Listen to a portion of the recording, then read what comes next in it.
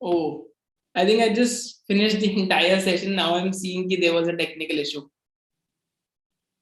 Oh no. Right.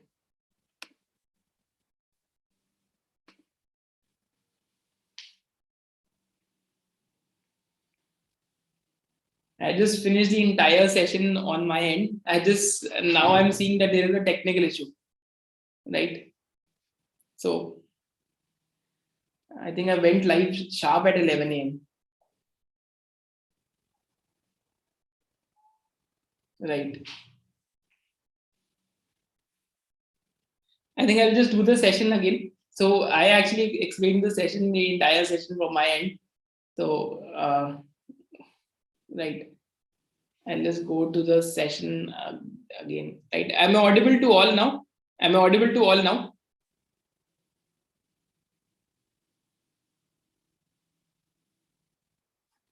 Right. There was a technical issue at my end, so I didn't observe that, and I did the entire session on my own. Right. No worries. I think that's a part of life. Right. So right. So we'll do this analysis of Mastech, and welcome to each and every one of you. So I think I'll just do this again. Right. So I actually ended up completing the entire session on my own. So I'll just go towards the beginning again. Right. Just give me a second. First thing, let me know ki am I audible to all? Right. Can you hear me or not? Right. Great. Great. Great. Superb.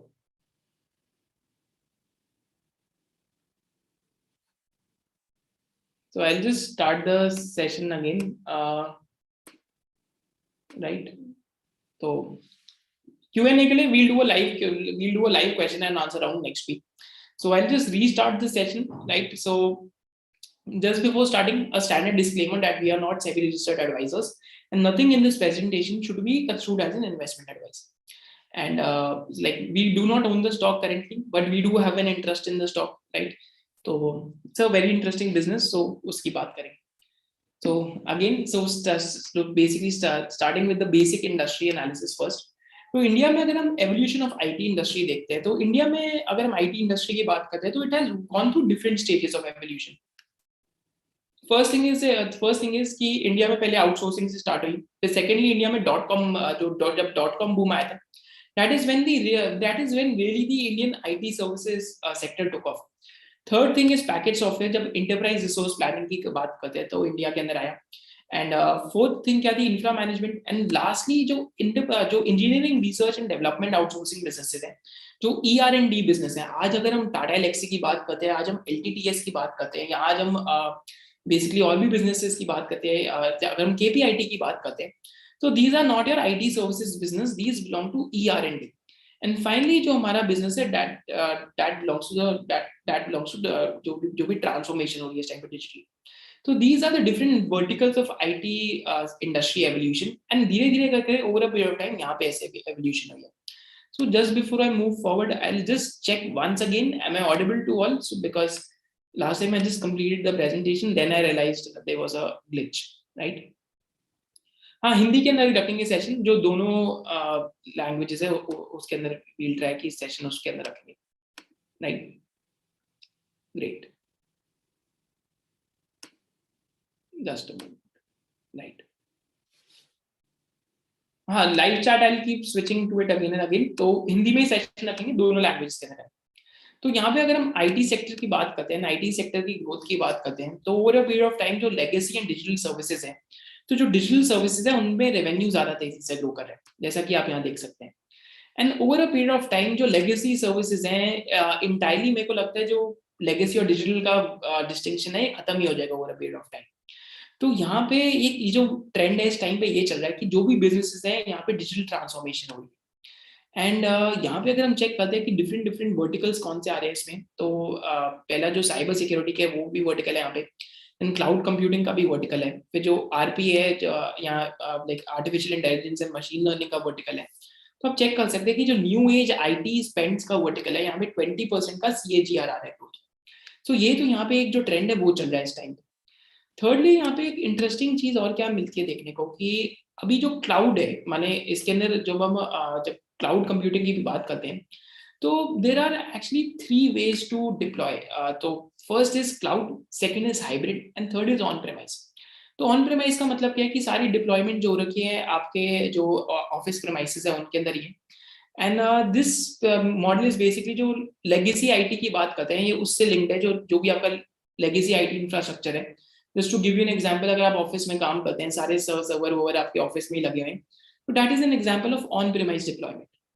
Second example is that of hybrid deployment. तो hybrid deployment का क्या मतलब है कि basically hybrid deployment is a way to connect infrastructure and application between cloud-based resources and existing resources that are not located in the cloud. So second type of जो deployment model है that is hybrid. And third type of deployment model है that is purely cloud. The cloud-based application is fully deployed in the cloud and all parts of the application are in the cloud. Right, तो this is the third type of deployment कि जहाँ पे आपका कुछ भी on premise नहीं है, everything is there on the cloud. And cloud आपको क्या हेल्प करता है कि आप स्केलिंग, एजिलिटी एंड फ्लेक्सिबिलिटी में क्लाउड आपको काफी ज्यादा हेल्प करता है। तो इस टाइम पे क्या हो रहा है, क्योंकि world went through a period of lockdown, तो ऑन प्रीमाइस में तो दिक्कत ही रहती, तो companies are doing cloud transformation. जो ऑन प्रीमाइस कंपनीज थी, इस टाइम पे on premise companies are doing cloud transformation by hook और बाय क्रुक। आपको करना ही पड़ेगा, आपका ये नहीं हो सकता, आप नहीं कर सकते। तो ये इस टाइम पे वर्ल्ड के अंदर ये ट्रेंड चल रहा है।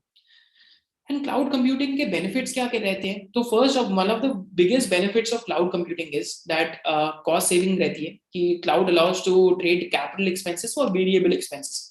आपको बड़े बड़े सर्वर मेंटेन नहीं करना पड़ता, डेटा सेंटर मेंटेन नहीं करना पड़ता, तो आपका जो भी फिक्स्ड एक्सपेंडिचर था that becomes a variable expense, कि आपकी जो यूसेज है क्लाउड की, या जितना आप कंज्यूम कर रहे हैं स्टोरेज को, या जितनी भी चीज आप कंज्यूम कर रहे हैं उसके हिसाब से आपको पैसे देने, right. So this is a variable expense. एक आपको परफेक्ट एग्जांपल देता हूँ, तो हमारी जो SOIC की वेबसाइट है, तो उस पर ट्रैफिक जो होता है वो काफी ज्यादा वेरी करता है।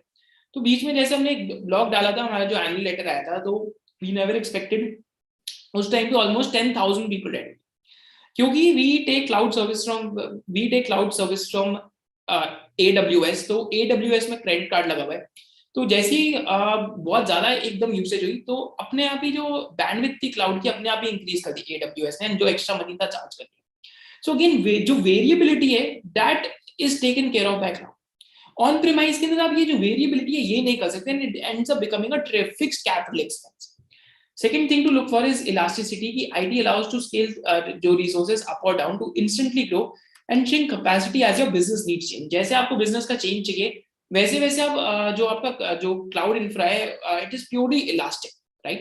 तो ये जो data centers लग रहे हैं इन सभी चीजों के लिए लग रहे हैं, पहले आप ये सब ऑन प्रीमाइस कर रहे थे, बट ऑन प्रीमाइस पे क्या था कि बहुत ज्यादा फिक्स स्ट्रक्चर हो जाए, बहुत ज्यादा रिजिड हो जाता है, कि अगर आपको इतना, अगर आप वहां पे अगर इतने रिसोर्सेस लगा दे, तो इतना अगर आप यूज नहीं करेंगे, तो बाकी सारा जो अनयूटिलाइज जा रहा है that is purely waste for you आपके बिजनेस के लिए, right. So just coming back to the comment section, right, just coming back to the comment section, great, ठीक है। I think every like I am audible to everyone, because so just moving forward. So over है benefits of cloud computing. तो यहाँ पे अगर हम cloud as a mega trend view करते हैं, तो माइक्रोसॉफ्ट अज्यूर की बात करते हैं। So Microsoft Azure has been growing at 50 to 60% like per quarter, and this has been happening since first quarter of FY20, right? So this has been happening since the first quarter of FY20 कि Microsoft azure की quarter on quarter growth आ रही है, 50% 60% के आसपास से growth quarter on quarter काफी time से चल रही है माइक्रोसॉफ्ट अज्यूर की। This just shows you that why this is actually a mega trend, कि अगर जो हाइपर स्केलर्स है उनकी इतनी ग्रोथ आ रही है, तो बाकी कंपनीज की भी ग्रोथ आ रही है। So these are different cloud platforms. One is Amazon Web Services, second is Azure, third is Google Cloud Platform, fourth is IBM Cloud, fifth is Oracle. Oracle से related we have to realize that Oracle is the key over here. मैं आपको ये बता ही क्यों रहा हूँ, because जो Mastech का strategy है that is built completely around the cloud transformation solutions of Oracle. तो Oracle को आप जरूर याद रखना कि Oracle के ऊपर ही Mastech का strategy built है। And finally we have the cloud services by Alibaba. So these are the different cloud services vendors. Right. तो Oracle को आप जरूर याद रखना, because what is happening over the world right now, या what is happening like around the globe right now, कि Oracle is stealing market share from SAP. कि in third quarter alone they signed contracts totaling hundreds of millions of dollars to migrate several very large SAP ERP customers to Oracle Fusion ERP. माने जो Oracle का जो ERP है, like, तो that is gaining market share from SAP. तो SAP में क्या था कि SAP पहले जो ऑन प्रेमाइस में SAP enterprise resource planning software में मार्केट लीडर था। अब इंटरप्राइज रिसोर्स प्लानिंग क्या होता है, एक बहुत सिंपल एग्जांपल आपको देता हूँ। तो it is type of a customised software जो हर एक इंटरप्राइज के लिए अलग चाहिए। तो मेरा एक दोस्त है, उसका almost he has 800 employees and उसका एजुकेशन का बिजनेस है। तो उसका जो ERP सॉफ्टवेयर है, उसको यहाँ तक हर महीने की अकाउंटिंग भी बता देता है, हर महीने कितना कैश फ्लो था वो भी बता देता है। तो जो भी चीजों को कंसोलिडेट करने का काम है, सिंप्लीफाई करने का काम है, अकाउंटिंग का काम है, मार्केटिंग का काम है, उसके लिए इंटरप्राइज रिसोर्स प्लानिंग सॉफ्टवेयर होता है। माने इंटरप्राइज की आप रिसोर्स प्लानिंग कर रहे हैं and it is customised according to each and every organisation. यहाँ पे कस्टमाइजेशन का एलिमेंट बहुत है। It is not just like कि अगर आप MS Excel यूज कर रहे हैं तो सारे MS Excel यूज कर सकते हैं। तो यहाँ पे हर एक ऑर्गेनाइजेशन के लिए ERP सॉफ्टवेयर कस्टमाइज होता है। एंड इस टाइम पे ERP सॉफ्टवेयर की जो डिप्लॉयमेंट है कहाँ पे चल रही है, over the cloud and not on premise. अगर ऑन प्रेमाइस चलती तो ऑन प्रेमाइस में SAP मार्केट लीडर था। ऑन प्रेमाइस माने with in the premise of the office की बात करें। ऑन क्लाउड क्या कि आपको वो सब डिप्लॉयमेंट की प्रेमाइस पे जरूरत नहीं है। इट इज जो भी अगर Amazon वेब सर्विस की बात करते हैं, माइक्रोसॉफ्ट अज्यूर की बात करते हैं, तो उनके पास डिप्लॉयड। सो अगेन यहाँ पे डिफरेंट डिफरेंट वेंडर्स हैं एंड ये जो डिप्लॉयमेंट एंड ये जो ट्रांसफॉर्मेशन होता है, ये कौन सी कंपनीज करते हैं? IT companies, IT services company. ये सारी जो ट्रांसफॉर्मेशन है, जो भी डिप्लॉयमेंट है, सारी ये करती है। तो मैस्टेक में हमें याद रखना है कि इस टाइम पे जो Oracle है that is gaining market share away from SAP। कि Oracle is gaining market share from SAP। Oracle की बात करते हैं तो इनका जो क्लाउड ERP बिजनेस है ये $20 बिलियन का हो जाएगा आज से 5 इयर्स में। अभी मैं आपको ये क्यों समझा रहा हूँ, क्योंकि Oracle के अराउंड ही मैस्टेक की स्ट्रेटेजी बिल्ड है। तो जब आप ये चीज समझेंगे then you will be able to realise कि what is Mastek up to, right. So just before going forward, just a small comment check कि whether I'm audible and आपको presentation दिख पा रही है,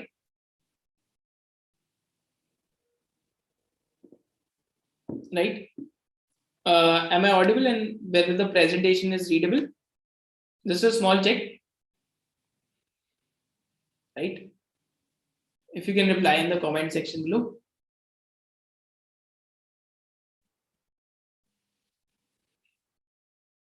Great. Now just moving forward, right? Just moving forward with the presentation. Great. So this is one trend that is happening that you have to recognize कि this trend is actually going on. And मतलब ये अगर Oracle SAP से market share ले रहा है, तो जो भी Oracle की सर्विसेज दे रहे हैं या जो भी Oracle के क्लाउड ट्रांसफॉर्मेशन सर्विसेज दे रहे हैं, ऑटोमेटिकली इन कंपनीज के पास एक टेलविंड्स आ रही है, राइट। सो अगर हम यहाँ इंटरप्राइज रिसोर्स प्लानिंग में देखते हैं तो मतलब अगर हम चेक करते हैं तो if you talk about Oracle और SAP, तो आप enterprise resource planning vendor market share देख सकते हैं कि Oracle का कितना बढ़ते जा रहा है। एक टाइम पे SAP used to be the market leader, but SAP ने एक्चुअली इन्वेस्ट नहीं करा in terms of cloud transformation, वो ऑन प्रेमाइस ही रहे। इस वजह से SAP has started losing market share and Oracle strategy को बोलते हैं SAP अटैक। मतलब माने जो अगर हम SAP की बात करते हैं, SAP अटैक, कि SAP वाले ऑन प्रेमाइस डिप्लॉयड सॉफ्टवेयर को अटैक करो क्योंकि हमारा सुपीरियर सॉल्यूशन है, वहां से मार्केट शेयर ग्रैब कर लो। तो ये जो मार्केट शेयर ग्रैबिंग है over a period of time, Oracle का जो enterprise resource planning software cloud का है, this has been happening. This is the value migration trend that is going on. This is what you have to realise कि जब हम मैस्टेक की बात करेंगे, मैस्टेक में एक्स्ट्रॉर्डिनरी ग्रोथ आ ही क्यों रही है, इस वजह से आ रही है अगर आप सोचेंगे तो। Just before going forward, we're doing a webinar on the hospital sector on 23rd of January, and this is for SYC tribe members, and you can also register. तो इसमें हम मैक्स हेल्थ केयर की बात करेंगे, health care global की बात करेंगे, which is one of our largest positions, and उसमें हम डिटेल थीसिस की बात करेंगे कि हॉस्पिटल बिजनेस में क्या चल रहा है इस टाइम पे। कि अगर मैक्स हेल्थ केयर की बात करते हैं, रीसेंट कॉन कॉल पढ़ोगे तो you'll find कि 32% रिटर्न ऑन कैपिटल एम्प्लॉयड है। नारायणा हेल्थ की बात करेंगे, incremental return on equity already 25% के आसपास चल रहा है। किम्स हॉस्पिटल की बात करेंगे तो किम्स हॉस्पिटल भी बहुत इंटरेस्टिंग जंक्चर पे है, where they have to expand geographically, and we will teach you कि एक हॉस्पिटल बिजनेस में क्या देखना चाहिए। So I think link to the webinar will be there in the description. तो just going forward now finally coming to Mastek. And अभी तक जो हमने बैकग्राउंड पढ़ा, इंट्रोडक्शन पढ़ा, हिस्ट्री पढ़ी, तो ये आपको एक थोड़ा सा आइडिया दे देना चाहिए कि बिजनेसेस क्या, मतलब अगर Oracle is gaining away market share from SAP तो उसका मीनिंग क्या है। फर्स्ट चीज तो ये है। सेकंड चीज हमने पढ़ी कि world is moving to cloud. Third चीज हमने पढ़ी जो बेसिकली जो IT spending towards transform, like basically IT spending towards जो ट्रांसफॉर्मेशन सर्विसेज है या क्लाउड की बात करते हैं तो वो बढ़ते जा रहा है over a period of time. And finally हमने देखा कि कैसे different enterprise resource planning companies का मार्केट शेयर है।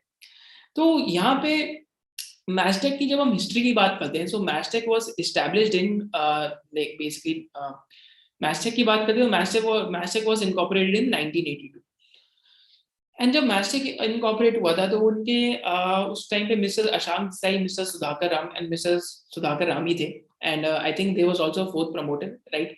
So this was how Mastek was established. And Mastek जब एस्टैब्लिश हुई थी तो इस कंपनी का जो जीन या जेनेसिस था, तो जो हम कहते हैं कंपनी का डीएनए चेंज नहीं होता, तो उस टाइम पे जैसे अगर दीपक नाइट्राइट की बात करें तो उनका DNA as an import substitution company.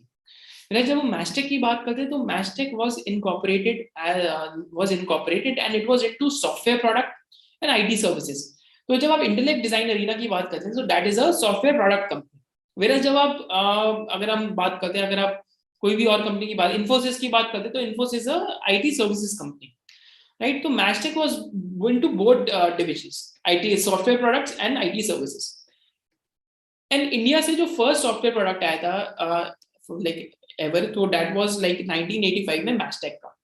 And Mastek का एक और आर्म होता था जो इंश्योरेंस प्रोडक्ट्स के अंदर होता था, by the name of Majesco. And Majesco was listed in USA. And जो मजेस्को है वो जो इंश्योरेंस प्रोडक्ट्स है उनकी सेलिंग का था। तो मजेस्को आई थिंक Q4 FY15 में मैस्टेक और मजेस्को का डीमर्जर हो गया। तो Mastek was the IT services arm, whereas Majesco was the product arm. Problem क्या चल रही थी, क्योंकि प्रोडक्ट बिजनेस भी था, सर्विस बिजनेस भी था, तो सर्विस बिजनेस को इतना फोकस नहीं हो पा रहा था, क्योंकि प्रोडक्ट बिजनेस को डेवलप करने की अपनी ही प्रॉब्लम्स रहती है। अब यहाँ पे हमें शो होता है कि मैस्टेक की जो एक्चुअली में कॉर्पोरेट गवर्नेंस है वो इतनी ज्यादा हाई क्लास की हो। तो हाई क्लास इनकी, just second I check, right, everything's perfect, great. तो यहाँ पे इनकी जो बेसिकली जो कॉर्पोरेट गवर्नेंस है इतनी ज्यादा हाई क्लास की हो। One of the reasons why corporate governance इतनी ज्यादा हाई क्लास है, क्योंकि जो अगर हम बात करते हैं मजेस्को की, तो मजेस्को का इन्होंने स्टेक कंप्लीटली सेल कर दिया था 2021 में। एंड मजेस्को में क्योंकि सेम प्रमोटर ग्रुप था, तो मजेस्को ने जो भी पैसा आया सारा का सारा डिविडेंड शेयर होल्डर्स को दे दिया।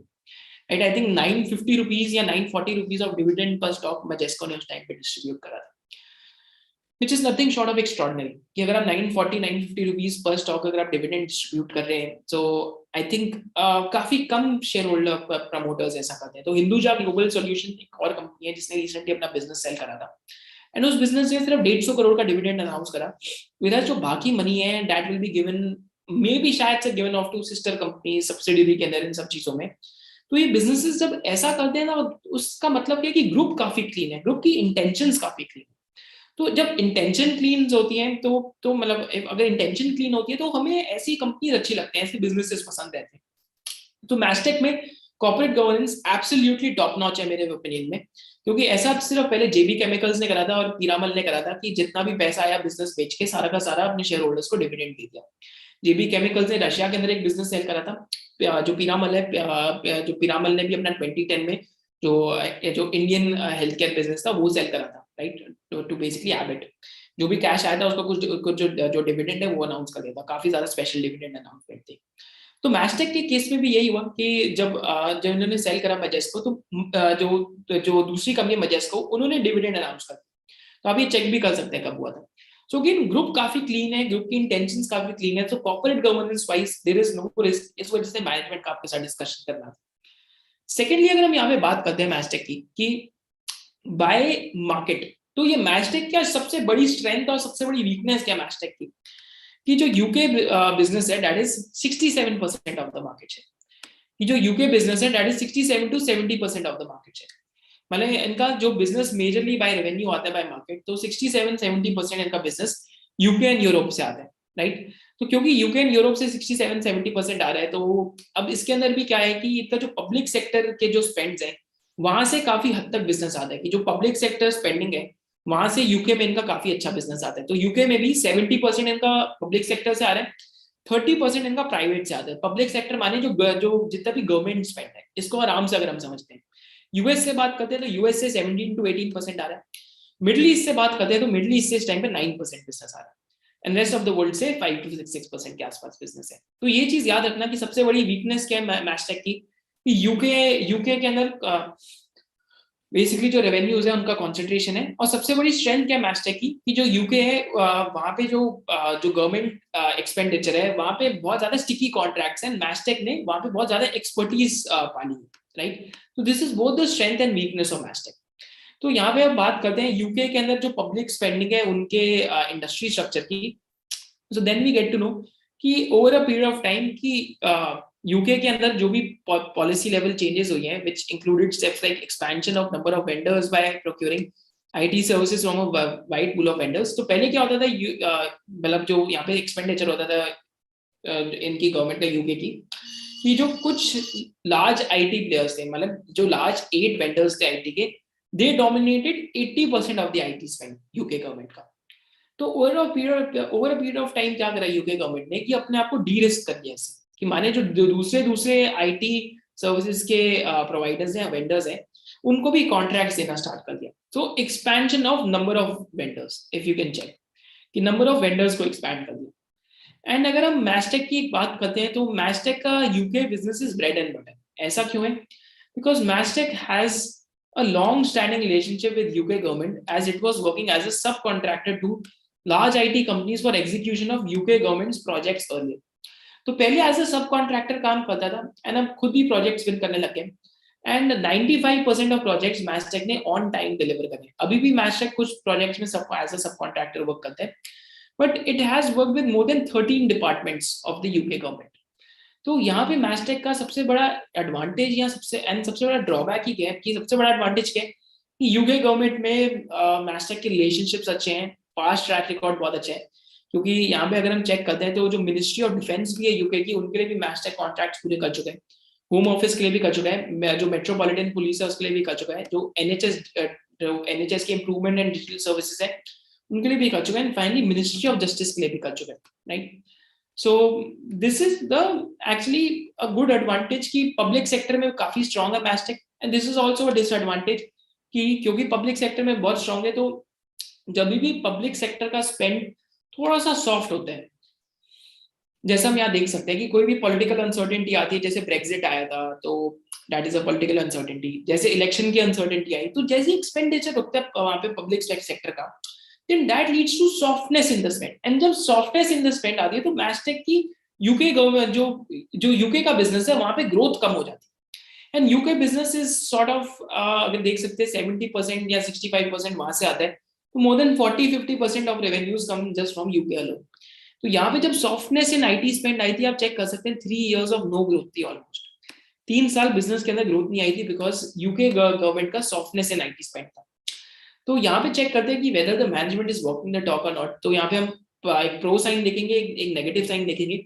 पॉजिटिव साइन क्या है कि management is 100% walking the talk. तो अक्टूबर 20 Q2 FY22 में they won a few deals, and ये डील्स विन करने के बाद ये जो $40 to $50 million worth of business था from just one particular customer, तो इन्होंने कहा कि 90 to 95% ही अभी अप्रूवल है, मतलब पूरा अप्रूवल नहीं आया इसका, इस वजह से हमने अनाउंस नहीं करी, अनाउंस हम सून करेंगे। एंड यूके में ये गाइड कर रहे हैं कि हम larger number of deals win करेंगे, हमारे डील साइज बढ़ते जाएगा। तो यहाँ पे फर्स्ट इंडिकेशन क्या आया, whether they are walking the talk और नॉट, कि जो यहाँ पे इन्होंने नवंबर के अंदर डील अनाउंस करी 2021 में with NHS, basically with NHS के साथ, कि 45 million pounds की डील है over a 4 year period of time. So again this shows that the management has been walking the talk, कि उन्होंने बोला था अक्टूबर में ऐसा होएगा एंड अगले महीने इन्होंने डील अनाउंस कर दी। बट यहाँ पे रिस्क क्या रहता है, तो रिस्क मैं आपको दिखाता हूँ, ये FY19 का रिस्क है, राइट। जब ब्रेक्सिट की बातें चल रही थी कि ना core market of UK which accounts for 75% of our revenue, we were once impacted significantly by political uncertainty of Brexit, which has been the major shadow and headwind for UK economy throughout 2019. Our other major exposure is retail market, and that has also been challenging both for US and UK.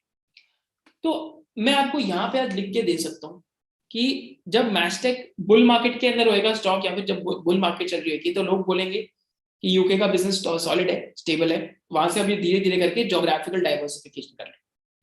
जब bear market आएगी same stock के अंदर, तो लोग क्या बोलेंगे कि public sector का जो स्पेंड है वो सॉफ्ट हो रहा है यूके में, एंड इस टाइम पे यूके से बहुत ज्यादा रेवेन्यू डिपेंडेंस है, इस वजह से Mastek is not doing well. I think real clarity is somewhere in between, but this is the nature of the business कि इनका जो business from UK it comes out a lot, मतलब माने यूके पे डिपेंडेंस है, और यूके में भी पब्लिक सेक्टर पे डिपेंडेंस है।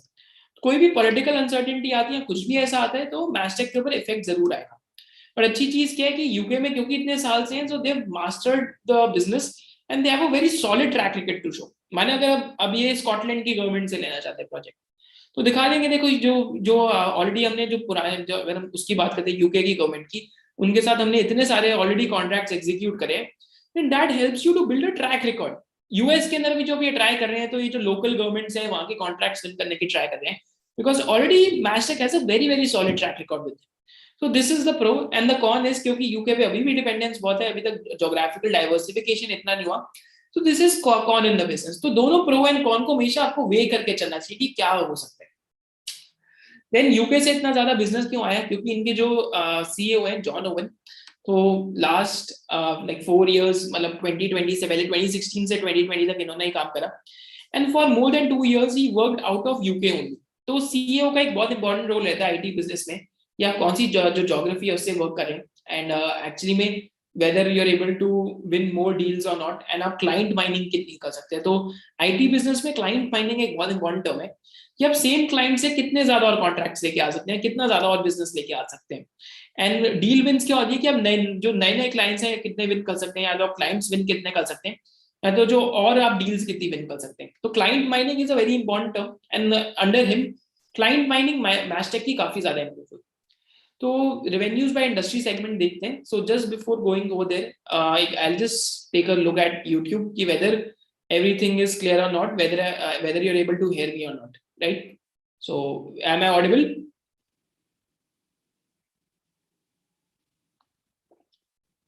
Just a second.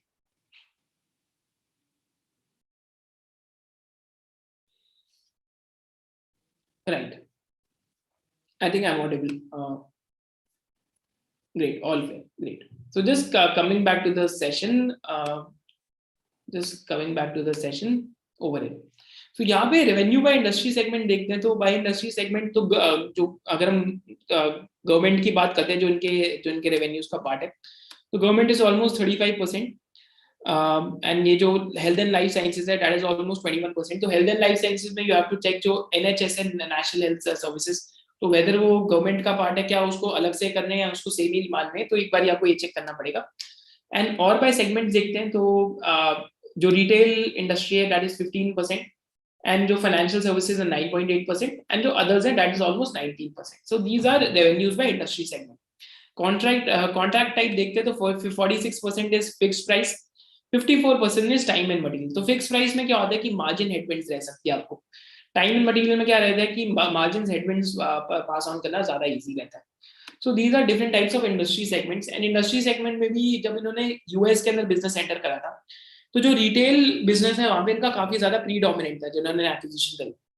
एंड उससे प्रॉब्लम क्या है कि क्योंकि रिटेल इंडस्ट्री में इनहेरेंटली एक चेंज चल रहा है कि अब हम सारे लोग ऑनलाइन शॉपिंग कर रहे हैं, तो जो ऑफलाइन रिटेलर्स है यूएस के अंदर वो तो बहुत तेजी से बन रहा है। तो वो भी एक प्रॉब्लम थी कि इनका नॉर्थ अमेरिका बिजनेस इस वजह से अच्छा नहीं कर पाया, क्योंकि प्रीडोमिनेंटली रिटेल ओरिएंटेड था जब इन्होंने एक्विजिशन करी। तो इन वर्टिकल्स में अगर इनके कस्टमर्स देखते हैं, तो 164 customers government and health care sector में। तो गवर्नमेंट सेक्टर मैंने आपको पहले ही बताया इनका सबसे अच्छा सेक्टर है, गवर्नमेंट को सर्विसेज देते हैं। सेकंड इज की 106 customers in retail sector, 85 customers in and 85 customers in financial services, right? So these are the different types of categories, right? And North America में इस टाइम पे ये लोग फोकस कर रहे हैं मैन्युफैक्चरिंग बिजनेस में एंड जो लाइफ साइंसेज बिजनेस है इसके अंदर, कि मैन्युफैक्चरिंग एंड लाइफ साइंसेज के अंदर और एंड और जो रेवेन्यूज है ये ट्राई करेंगे विन करने की, right? So just going forward, यहाँ पे इनकी वेबसाइट में डिफरेंट डिफरेंट केस स्टडीज आप देख सकते हैं। तो इन्होंने ओरेकल का एंटरप्राइज रिसोर्स प्लानिंग जो क्लाउड ट्रांसफॉर्मेशन है वो इन्होंने ऑस्ट्रेलिया में एक जो मिल्क प्रोड्यूसर है उसके लिए लगाया था, and that milk producer ended up benefiting a lot. तो जो भी केस स्टडीज है आप इनकी वेबसाइट के ऊपर चेक कर सकते हैं कि डिफरेंट डिफरेंट केस स्टडीज क्या है। तो that is something that you can check.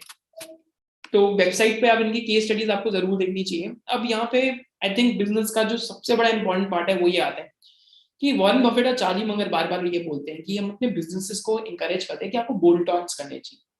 Bolt ऑन्स का क्या मतलब है कि आपको जो कैपेबिलिटी आपके पास नहीं है आपको बाहर से अक्वायर कर लेनी चाहिए। तो सिमिलरली मैस्टेक का एक्विजिशन हुआ with a company by the name of Evosys. And जब ये इवोसिस के साथ एक्विजिशन हुआ था तो इवोसिस ओरेकल का जो क्लाउड एप्लीकेशन सर्विस लाइक जो क्लाउड एप्लीकेशन सर्विसेज थी उनका as a provider it was already a part of the magic quadrant. तो गार्टनर का मैजिक क्वाड्रेंट है, and Gartner actually prints obscene money, आप चेक भी कर सकते हैं इनका stock price over period of time कितना जा रहा है। तो गार्टनर की जो रिपोर्ट्स आती हैं या गार्टनर का जो मैजिक क्वाड्रेंट आता है that is similar to what our report card is. कि अगर 10th क्लास में आपके मैथ्स में आए 95%, राइट, तो आपको जो अगर आपकी 95% आए 10th क्लास के अंदर, तो जितना भी आपका वो है कि अगर जो भी आपके स्कूल के टीचर्स हैं जितने भी लोग हैं वो आप सबको क्या कहेंगे कि 11th 12th में आप मैथ्स ले लो। सिमिलरली कोई भी अगर कस्टमर है जो आपसे सर्विसेज लेने से पहले गार्टनर के मैजिक क्वाड्रेंट को जरूर देखता है क्योंकि आपकी कैपेबिलिटीज बताता है। तो यहाँ पे अगर हम देख सकते हैं जब इन्होंने अक्वायर करा था इवोसिस को 2019 में, तो Evosys was already a part of the Gartner magic quadrant as a niche player. And after 1 year of like I think 2020 fourth quarter के अंदर अक्वायर करता है FY20 के। तो आफ्टर दैट एक्चुअली में capability wise in terms of execution abilities it actually climb the rank specially when it comes to Oracle. तो ये काफी इंटरेस्टिंग ट्रेंड है जो हुआ है यहाँ पे, and Accenture and Deloitte actually leaders के अंदर आते हैं। तो एक और भी ट्रेंड जो चल रहा है इस टाइम पे आईटी इंडस्ट्री में कि जो बिग फोर है PwC, डिलॉयट, KPMG, EY, तो ये खुद भी आजकल आईटी सर्विसेज क्लाइंट्स को ऑफर करने लगते हैं। So that is one thing that can lead to competition in the future. तो ये तो गार्टनर का मैजिक क्वाड्रेंट है। अगर आप आईटी सेक्टर को एनालाइज करना चाहते हैं, जिस कंपनी को भी एनालाइज कर रहे हैं, उस कंपनी का गार्टनर मैजिक क्वाड्रेंट में पोजीशनिंग आपको जरूर देखनी चाहिए। यहाँ पे बिरला सॉफ्ट भी आता है जैसे देख सकते हैं, राइट। तो जब मैस्टेक ने इवोसिस को अक्वायर करा तो वहां पे cross sell opportunities I, and सबसे बड़ा क्या था कि एक फाइनेंशियल वर्ड है जिसको मैं इसके साथ यूज करूंगा कि बिजनेस के अंदर सिनर्जी है। सिनर्जी माने कि आपके बिजनेस की एडवांटेज और हमारे बिजनेस की advantage. So 2+2 is not equal to 4 but 2+2 is equal to 10, right. तो यहाँ पे बहुत ज्यादा सिनर्जी आई। तो Mastek acquired 495 active clients of Evosys and 1300 clients globally. And Mastek की जो सर्विसेज थी they combined with the services of Evosys. तो ओरेकल की मैं आपके साथ बार बार बात करूंगा क्योंकि Evosys was predominantly focus more towards Oracle cloud application, Oracle on premise, Oracle application support and Oracle cloud technology, and जो इसका IP था on cloud ही था। So acquisition enabled company to provide end-to-end digital transformation and cloud migration services। माने आप यहाँ से Eosys bought the cloud migration services, whereas Mastech जो जितना भी digital transformation था वो services लेके आया। तो आप कस्टमर के पास जो गो टू मार्केट स्ट्रैटेजी है आप दोनों चीजें लेके जा सकते हैं। अब गो टू मार्केट स्ट्रैटेजी का क्या पर्पस है? अगर आप आईटी बिजनेस से हैं तो यहाँ तो दो चीजें होती है गो टू मार्केट स्ट्रैटेजी में, कि आपके पास कोई कैपेबिलिटी नहीं है, आप किसी और के साथ पार्टनर करके गो टू मार्केट जाएं एंड आप अपने कस्टमर्स को केटर करें। Second go to market strategy क्या हो सकती है कि आपके पास एक कैपेबिलिटी नहीं है, आप कोई अच्छा एक्विजिशन कर ले, then you go to the market and then you start winning business. तो उनका यहाँ पे गो टू मार्केट स्ट्रैटेजी क्या था कि मैस्टेक अक्वायर्ड इवोसिस, एंड जब ये एक्विजिशन हुआ था अच्छा खासा बड़ा एक्विजिशन था, मैस्टेक का almost 50% of balance sheet size था। एंड और भी क्या था मैस्टेक के इस केस में कि जब इवोसिस अक्वायर हुआ था तो आज लोग पूछेंगे कि इनकी पब्लिक जो प्राइवेट प्रमोटर शेयर होल्डिंग क्यों गिर रही है। एक्चुअली उस टाइम पे डाइल्यूशन था 15% का, 10 to 15% का। तो वो डाइल्यूशन अब हमें हिट करना स्टार्ट होता है। जो रिमेनिंग एक्विजिशन है इस टाइम पे पूरा हो रहा है तो इनकी प्रमोटर शेयर होल्डिंग बिलो 37% चले जाएगी। तो ऐसा नहीं है कि ये बेच रहे हैं स्टॉक, एक्चुअली ये डाइल्यूशन Q4 ऑफ FY20 में ही डिसाइड होगी, तो अब जाके वो पूरी हो रही है, right. So this was the acquisition that they did, and at the time of acquisition let me tell you people were very sceptical. लोग बहुत ज्यादा यहाँ पे स्केप्टिकल थे कि क्यों ईवोसिस को अक्वायर कर रहे हैं, ऐसा बिजनेस क्यों, लाइक इतना बड़ा बिजनेस क्यों अक्वायर कर रहे हैं. But Evosys was margin accretive. Evosys brought cloud transformation services to Mastek, क्योंकि मैस्टेक सिर्फ डिजिटल ट्रांसफॉर्मेशन में था. तो cloud migration services and digital transformation services को 2+2 = 10. So this is exactly what ended up happening in Mastek's case, right? So EOSys की अगर हम यहाँ पे बात करते हैं, so EOSys is Oracle's largest partner for SAP Complete program. And Oracle का क्या है, SAP अटैक प्रोग्राम, यहाँ SAP अटैक प्रोग्राम. कई लोग ऑफेंड ना हो जाए मैं SAP बोल रहा हूँ, तो I will keep saying SAP बार बार, तो correct me because I am not from IT background. तो जो SAP अटैक प्रोग्राम है Oracle का, तो वो इन्होंने स्टार्ट करा. तो Oracle has been like chipping away market share from SAP over a long period of time. So that trend has been happening and that trend has been continuing, right? So just going forward, तो यहाँ पे अगर sorry just before going forward, तो यहाँ check कर सकते हैं कि EOSys is Oracle's largest partner for SAP Complete program globally. माने इंडिया में नहीं, EOSys largest पार्टनर ग्लोबली है. तो यहाँ पे वैल्यू माइग्रेशन का ट्रेंड क्या है कि Oracle SAP से मार्केट शेयर ले रहा है, एंड EOSys क्योंकि Oracle का largest SAP complete programme partner globally है, इस वजह से मैस्टेक के अंदर ये जो non linear and fast growth होती है ये हमें देखने को मिल रही है. अगर आपको ये चीज समझ आई तो do let me know in the comment section below कि मैस्टेक में ग्रोथ इस टाइम पे क्यों चल रही है, इस वजह से, right?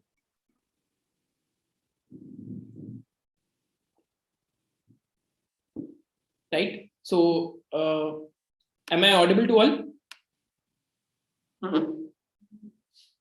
Am I audible to all? Right. तो एक बार मैं चेक कर लेता हूँ because last time I did the entire session, so I didn't do this check. Right. Am I audible to all?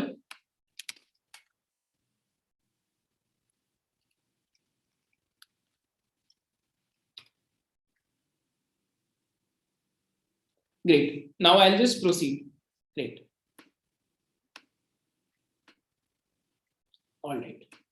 तो ये हुआ मैस्टेक के केस में. एंड मैस्टेक का कौन कॉल एक्सट्रैक्ट पढ़ सकते हैं कि को सेलिंग स्ट्रेटेजी क्या है. कि one good example of this is $6 million का जो अकाउंट था they got in Europe. It was jointly sold by team EOSys and Mastek.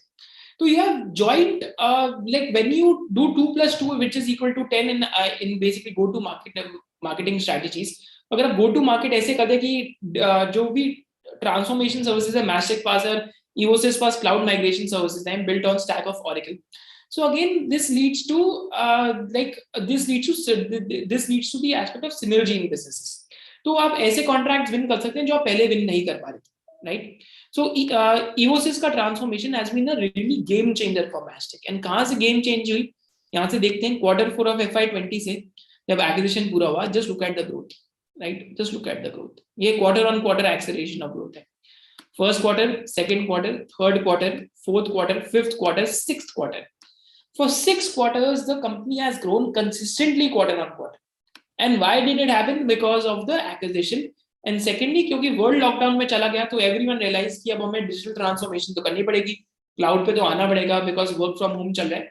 So all the IT spends also accelerated, जो नेक्स्ट 3 इयर्स तक accelerated ही रहे. Operating profit आप देख सकते हैं, ऑपरेटिंग EBITDA रन रेट. तो so mister Parag is actually a very long term share holder, तो mister Parag की बात कर रहा हूँ and is there on value picker as well. तो उन्होंने एक बहुत अच्छी लाइन लिखी थी कि मैस्टेक 60-70 करोड़ का बॉटम लाइन करता था और आज 110 करोड़ का EBITDA कर.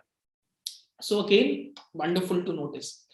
एंड EBITDA मार्जिन देखते हैं 17% से 21% चला गया. So one of the reasons for EBITDA margin expansion is कि क्योंकि वर्क फ्रॉम होम चल रहा है तो जो IT के एम्प्लॉइज भी हैं वो भी ऑफिस नहीं आ रहे. one of the reasons is this. And travel and tour expense भी इस टाइम पे कम हो रखे हैं. शायद से ये कॉस्ट वापस भी आ सकते हैं, बट आई थिंक ग्रोथ अगर ऊपर इतनी होगी तो थोड़ा बहुत मार्जिन कंप्रेशन चल भी सकता है. नाउ यूके बिजनेस की बात करी हमने, ऑरेकल की बात करी कि everything is built on oracle. But अब यूएस बिजनेस की बात करते हैं which is the next leg of the journey which they have to get it right. But यहाँ पे मैं पहले बिगिन करूंगा with their acquisition. जब ऐसे इन्होंने EOSys का एक्विजिशन करा, सिमिलरली इन्होंने एक एक्विजिशन करा था by the name of TiesTech. Now, TiesTech is a company that they acquired for almost 170 crores, and TiesTech provides omni-channel commerce solutions and consulting support. Like and जो भी again this is built on top of Oracle.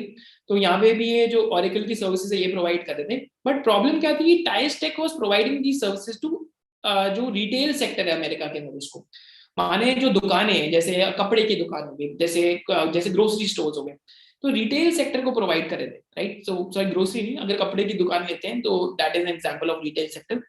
तो retail sector में क्या problem है कि online ने इसको massively disrupt कर दिया। Retail sector was going through a painful downturn. इस वजह से इनका जो नॉर्थ अमेरिकन ऑपरेशंस है, अगर आप 2018 से चेक करते हैं, तो 2018 से देखना will be the correct thing. तो 2018 से लेके 2021 तक नॉर्थ अमेरिका में ग्रोथ नहीं। एंड तो इस चीज को ठीक करने के लिए इन्होंने रिसेंटली मिस्टर जो जो जो मिस्टर हीरल है, इनको हायर करे। तो mister Hiral actually comes from Wipro limited, and यहाँ पे again he is joined Mastek and he is based out of North America. जैसे John Owen was based out of UK, similarly mister Hiral is based out of North America. So again यहाँ पे अब focus business का towards the North American geography ज्यादा आ रहा है। तो ये चीज हमें समझनी पड़ेगी कि यहाँ पे क्या फोकस है इस टाइम पे मैस्टेक का, and why is it important to focus on North America, क्योंकि यूके में पब्लिक सेक्टर पे आपकी डिपेंडेंस बहुत ज्यादा है इस टाइम पे, right. So just looking at thesis and antithesis pointer in the business, and साथ साथ हम मैस्टेक की वैल्यूएशन को भी देखेंगे, एंड ये भी देखेंगे कि इस बिजनेस में आप कब पैसा बना सकते हैं, कहाँ पे एपिक रिटर्न्स बन सकती हैं और कहाँ पे लॉस भी हो सकते हैं। एंड एंटी थीसिस में देखेंगे कि इस सब चीजों का एंटी थीसिस क्या है। पहला थीसिस पॉइंटर क्या है कि अगर ये और भी लार्ज डील साइजेस विन करने लग जाए यूके में, तो that is one of the thesis pointers, क्योंकि ग्रोथ एक्सेलरेट हो सकती है यहाँ से, तो जिसके इंडिकेशंस भी है। सेकंड थीसिस पॉइंटर्स क्या है कि मोर डील विंस इन नॉर्थ अमेरिका, कि नॉर्थ अमेरिका के अंदर ये डील विंस करके अपने आप को ज्योग्राफिकली डी रिस्क करना है। थर्ड एंड थीसिस पॉइंटर क्या है कि Oracle keeps gaining market share versus SAP, which is in all likelihood likely to continue for the next 2 to 3 years as well. Fourth is की longer term contracts आते रहे इस business pass, and last is की ये ऐसा acquisition कर दे US में जो इनको कैपेबिलिटीज भी दे दे एंड कस्टमर्स भी दे दे, एंड एक्चुअली में क्लाइंट माइनिंग में भी हेल्प कर दे। क्योंकि अभी प्रॉब्लम क्या है कि इनकी कैपेबिलिटी Oracle की तरफ लिमिटेड है, तो और हाइपर स्केलर्स में नहीं है। So this is a big antithesis as well, right. तो ये तो थीसिस पॉइंटर्स है बिजनेस में, कि अगर आप इन्वेस्टर है मैस्टेक में, आप ज्योग्राफिकल डाइवर्सिफिकेशन को जरूर आपको ट्रैक करना है कि क्या ये यूएसए का बिजनेस क्रैक कर पा रहे हैं या नहीं कर पा रहे। एंटी थीसिस पॉइंटर्स देखते हैं। तो पहला एंटी थीसिस पॉइंटर है कि हाई अट्रिशन, कि इस टाइम पे इंडस्ट्री के अंदर अट्रिशन बहुत हाई चल रहा है। तो कई लोगों ने लिखा कि अट्रिशन मैटर नहीं करता, मेरे ओपिनियन में 100 या 2000% मैटर करता है। आईटी बिजनेस का सबसे बड़ा कैपिटल क्या है? Human resource, talent. अगर बार बार टैलेंट चेंज होते रहे तो प्रोजेक्ट कंप्लीशन के अंदर दिक्कत हो सकती है, बेंच जो यूटिलाइजेशन है उसके अंदर भी प्रॉब्लम हो सकती है। तो अगर आप टैलेंट को रिटेन नहीं कर पा रहे, then this can be a problem in the long run.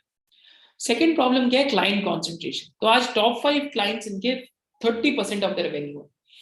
तो यहाँ पे जब क्लाइंट कॉन्सेंट्रेशन होता है तो एक रिस्क जरूर रहता है। तो जैसे इनका इंडिया में लार्जेस्ट क्लाइंट था Cox and Kings, now Cox and Kings went bankrupt, right? So that affected Mastech's business in the Indian geography. One more antithesis pointer is softness in UK government spends. तो हमने Brexit की बात करी थी कि softness हो गई थी।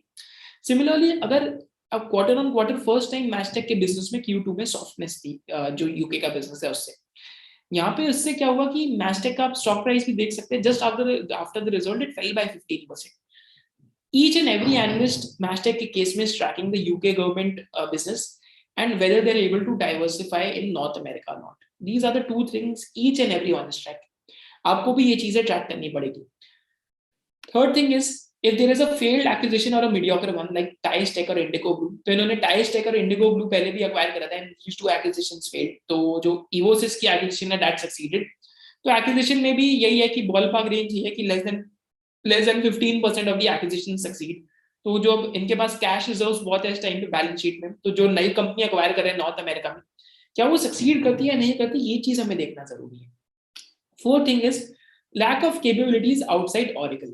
तो यहाँ पे ये एक बिग एंटीथीसिस हो सकता है, क्योंकि एक स्टेज के बाद आपको बियॉन्ड ऑरेकल तो स्केल करना पड़ेगा. बाकी जो आपके हाइपर स्केलर्स है आपको उनके अंदर तो जाना ही पड़ेगा. So like Mr. Ameya, so do follow him on Twitter. So इनका name Finstar85 है Twitter thread पे, इनका जो Twitter प्रोफाइल है. So इन्होंने एक इंटरेस्टिंग चीज लिखी थी. So he is from the IT domain and he wrote कि he basically wrote that the transformation journey for any organization cannot ever be based on just one cloud provider.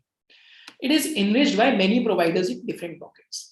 For example, Amazon Web Services brings scale, Google brings work, collaboration, collaboration, and Microsoft Azure brings entire value chain of Microsoft software, like basically Microsoft and so on. So you cannot solve every digital need of an enterprise just through one cloud offering. This is the big missing piece in my mind. तो do follow him on Twitter, I highly recommend, क्योंकि ये बहुत अच्छे threads लिखते हैं IT businesses पे. तो इन्होंने ये बात बहुत बढ़िया लिखी कि मैशटेक के अंदर, क्योंकि it is predominantly focus on oracle right now, तो बाकी कैपेबिलिटीज इस टाइम पे मिसिंग. तो बाकी कैपेबिलिटीज बिल्ड करना बहुत जरूरी है, राइट?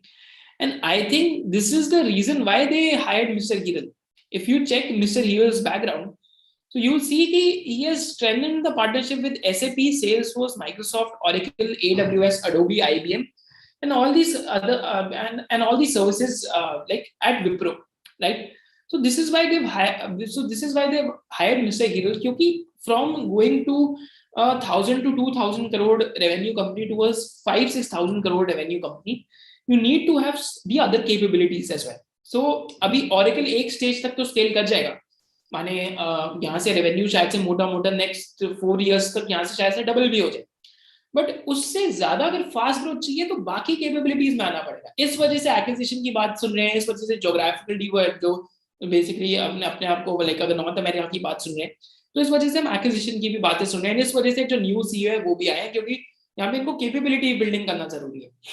तो मैशटेक में इस टाइम पे top 5 customers are 31% of the revenue, and बाद में अगर अट्रिशन की बात करते तो अभी 24% है, which is on the higher end, क्योंकि ये अट्रिशन अगर कंट्रोल नहीं हुई तो अगेन प्रोजेक्ट एग्जीक्यूशन में दिक्कत हो सकती है. एंड सेकेंडली क्या प्रॉब्लम हो सकती है कि अगर अट्रिशन कंट्रोल नहीं हुई, ये आपके जो मार्जिन है उनके अंदर भी प्रॉब्लम रह सकती है. तो हमें मार्जिन को ट्रैक करना है, यूके जो यूके में इनका बिजनेस है उसको ट्रैक करना है, नॉर्थ अमेरिका में डाइवर्सिफिकेशन है उसको ट्रैक करना है, एंड साथ साथ हमें अट्रिशन को ट्रैक करना है. सिर्फ यही चार चीजें ट्रैक करनी है along with deal wins.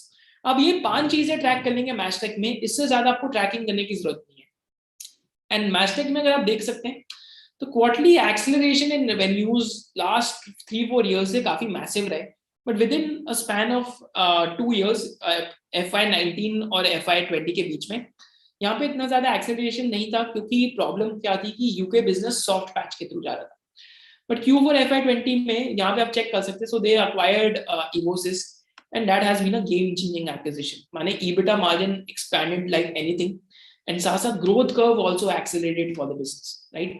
So operating EBITDA margin went from like 11% to almost 21-22%.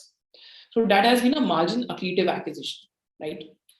Just coming to the valuations of the business, so I think 15 to 20% growth is likely to continue, and it is likely to be a compounder from here. But if you really want epic returns, so Larsen & Toubro Infotech, in my opinion, is the tier 2 mid-cap IT company, which is the most epic one.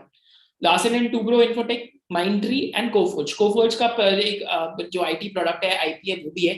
Coforge को हम completely IT services में नहीं डाल सकते. But again, जो LTI is the one that is the perfection जो tier 2 IT में आती है, and it will enter tier 1 IT, right? I think शायद से टेक महिंद्रा से ऊपर मार्केट कैप ना निकल जाएगा थोड़े टाइम.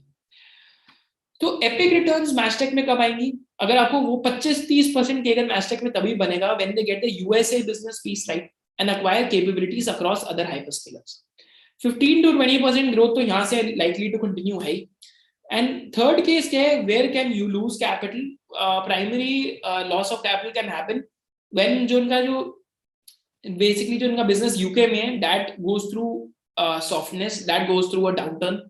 ये जो UK की गवर्नमेंट है वहाँ पे जो स्पेंड है कम हो जाए, एंड और क्या हो सकता है कि नॉर्थ अमेरिका के अंदर खराब एक्विजिशन हो जाए. So these are the two things which can destroy your thesis in the company. And actually में UK गवर्नमेंट का अगर स्पेंड सॉफ्ट होता है, that is the time a deep value investor looks at the company, क्योंकि see जो जितना भी digital spend है over a period of time तो बढ़ते ही जाएगा, पर अगर सॉफ्टनेस होती है स्पेंड के अंदर, तो then that is the time when you can really get basically margin of safety in the price. आज आप किस पे बेट कर रहे हैं? Basically margin of safety growth के अंदर. तो ग्रोथ आनी काफी जरूरी है. आज मार्जिन ऑफ सेफ्टी वैल्यूएशन के अंदर नहीं, आज मार्जिन ऑफ सेफ्टी ग्रोथ के अंदर है बिजनेस की. So this is the valuation of the business, and on 23rd of January we are doing a webinar on the hospital sector, जहाँ पे हम हॉस्पिटल सेक्टर की जो बेसिक इकोनॉमिक्स है उसको भी जानेंगे from grounds up, And we'll talk about two players which I personally like the most, जहाँ पे बहुत ज़्यादा growth आ सकती है इस time. And साथ साथ as a part of SOIC membership, we keep doing multiple webinars. We have covered so many sectors. अभी तक banking sector करा है, chemical sector करा है, platform sector cover करा है. General and life insurance का more than 10 hours का webinar है SOIC course में. ब्रोमीन इंडस्ट्री जो नियोजन केमिकल्स की बात करते हैं, जून जुलाई के अंदर वेबिनार करा था. गोल्ड फाइनेंस का वेबिनार करें, रियल एस्टेट सेक्टर का वेबिनार करें जिसको हमने सनटेक को इन डेप्थ डाइव करा था, एपीआई सेक्टर का करें. एंड एक्चुअली मैं खुद ही थोड़ा सा भूल गया because we have covered more than 10 like we have done more than 15 to 20 webinars, right. So next webinar is actually at 1 p.m. today with Mr. Sahil Sharma, who is a very young and energetic investor, and that will actually start in next 5 to 10 minutes. So this was the analysis of Mastech, and do let me know if you like the analysis or not in the comment section below, because this is the second time I did that in last 2 hours. So earlier it was my fault only because it wasn't sort of, the stream wasn't on, and like do let me know if you have any comments or feedback for the session, right, in the comment section below. And thank you so much for joining us. And actually आप सबके लिए question भी है कि आप comment section में मेरे को ये बताइए कि which is the next sector that we should cover. Should we cover tire proxy walls like between Rajratan Global Wires, NOCL, OCCL versus Philips Carbon Black? Or should we do the do a analysis on underwear walls, that is Page Industries versus Lux versus Rupa versus Dollar? तो आप हमें बताइए कि इन दोनों में से हमें किसको कवर करना चाहिए, right. So I think thank you so much for attending the session. And I have a we have a webinar planned at 1 p.m. with the SOIC tribe members. And promoter shareholding इसलिए गिर रही है Lalit Mohan, because acquisition करा था Evosys का, तो वो जो डाइल्यूशन थी इस टाइम पे इम्पैक्ट हो रहा है, तो जो डाइल्यूशन है इस टाइम पे मेजर आ रही है, तो प्रमोटर शेयर होल्डिंग इस वजह से गिर रही है और कोई रीजन नहीं है इसका, राइट. तो प्रमोटर शेयर होल्डिंग गिरने का रीजन ये है इस टाइम पे, राइट, और कोई नहीं. कमेंट सेक्शन में मेरे को जरूर बताइए कि आपके हिसाब से हमें किसका करना चाहिए, अंडरवेयर वॉल्स और टायर प्रॉक्सीज, राइट.